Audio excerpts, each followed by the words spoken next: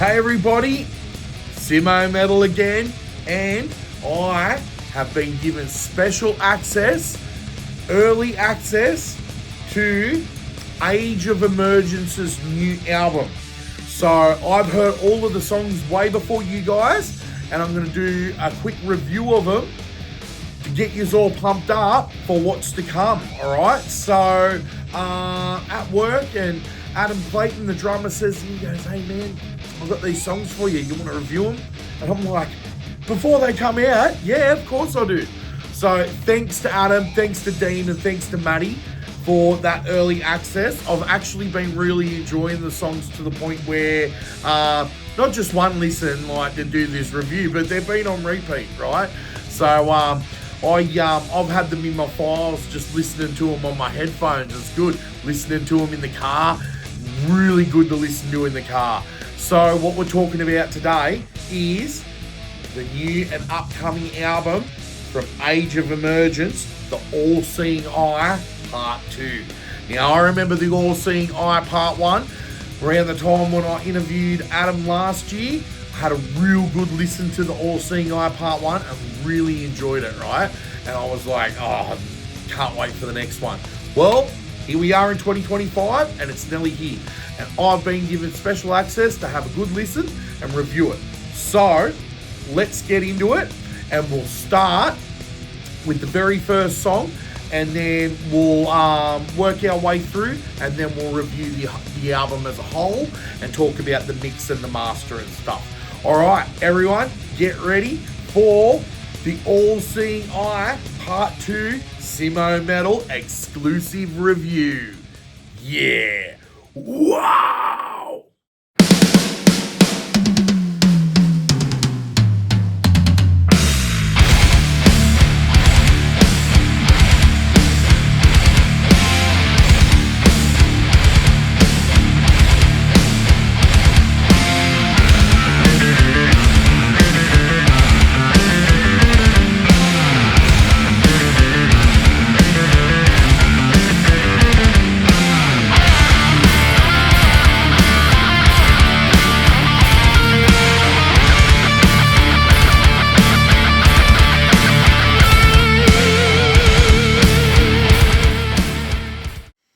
All right, so this one is the first track, Voice of the Lost.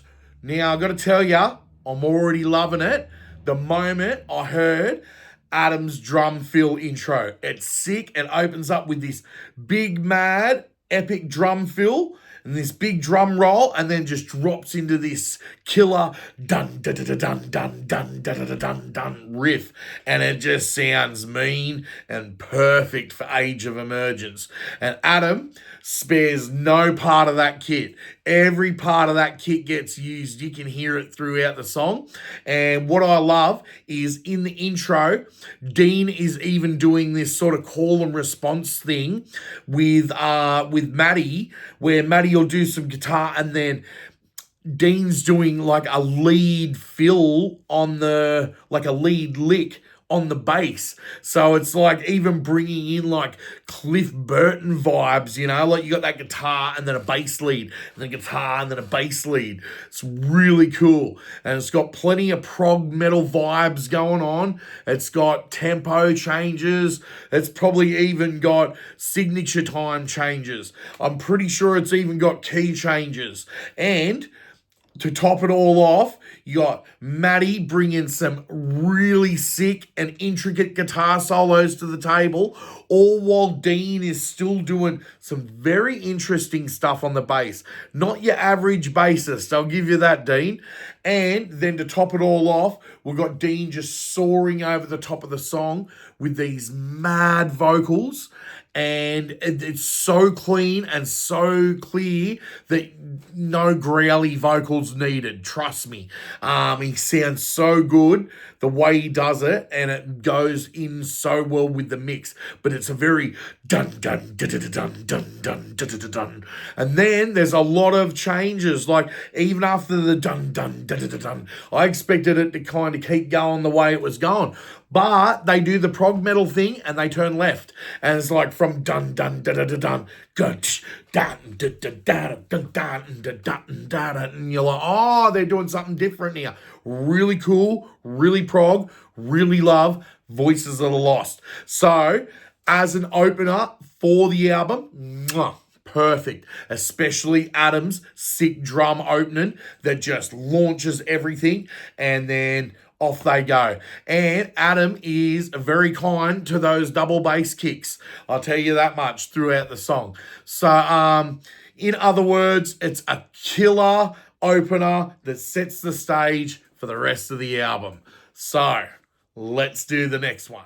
Can you follow the rules? Obey like sheep and follow the gold. Swim upstream to breathe there and die. Karma collector, you're paying the toll.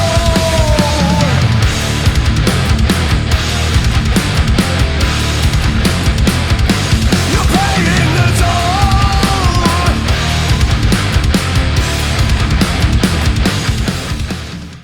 All right, so this one is the second track, and it's called Twilight Zone.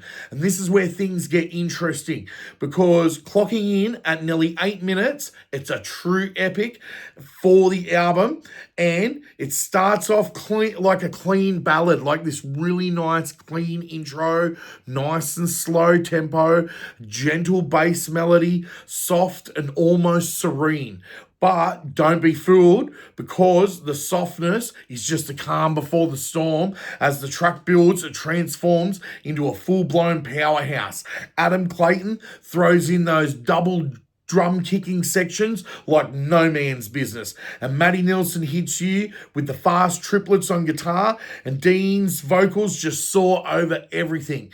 And so it does get into a heavy power groove. You do think, oh, this is going to be a ballad, but it builds and then it goes into that locked metal zone. Nothing crazy fast, but it just really takes left and right turns, and I love that. Its tempo changes actually take you into somewhat of an opening high energy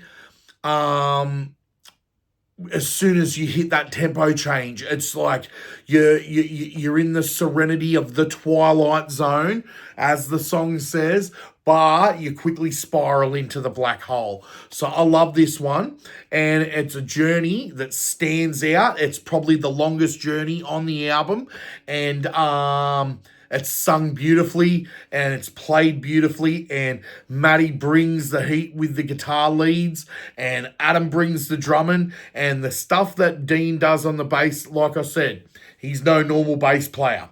So fantastic work on the song Twilight Zone, guys. I love it. Voice of the Lost and Twilight Zone, great start. So let's get ready for the next one. Humanity is faltering. We're drowning in a sink or swim. Humanity is suffering by the hand of greed and power. By the hand of greed and power.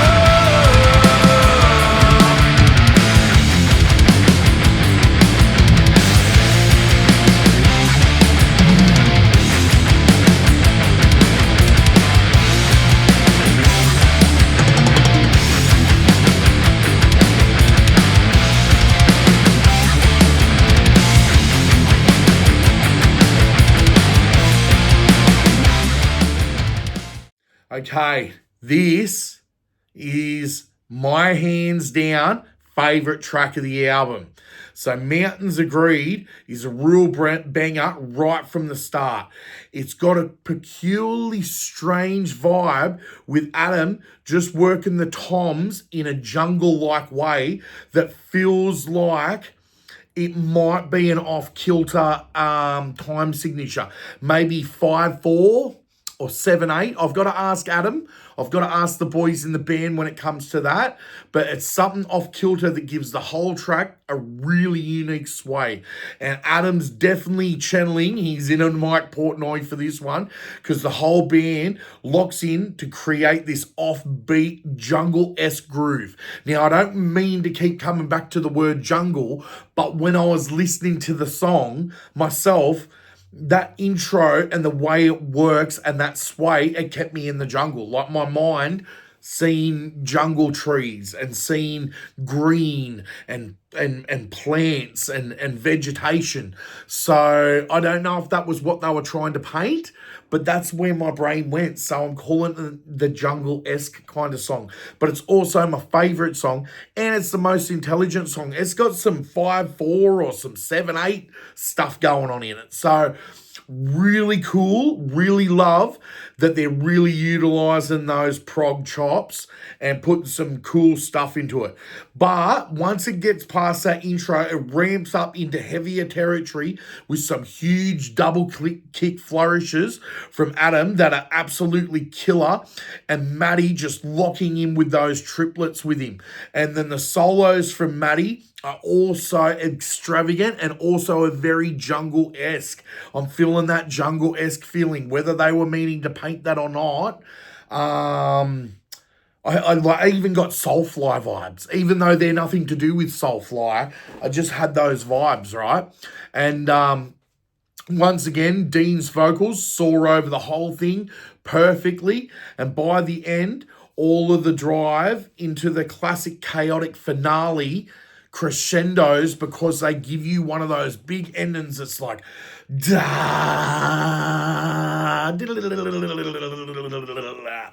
dun. You know what I mean? So everything's still in key, but they go into a crescendo of chaos. You know, Matty's just hitting whatever on the guitar. Dean's doing stuff on the bass. Adam's just going to town on that kit, and it's just that crescendo ending, like those really cool endings you hear on like Tonight shows and stuff like that. You know, Conan O'Brien and Max Weinberg would do those big mad drum rolls in the band. Dun, and that's how they end it. So I love that. So they doing that gives me the energy to give this back to you guys and show how much I loved it. So yeah, they hit that big crescendo, and in other words, Mountains Agreed is just an absolute ride and easily is my top favorite pick of the three. All right, so Mountains Agreed, Simmo's number one. All right, and now let's talk about the album as a whole. Okay. Is growing stronger to conquer all.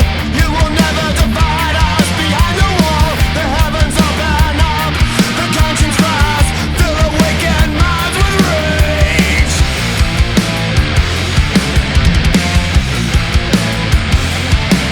With rage.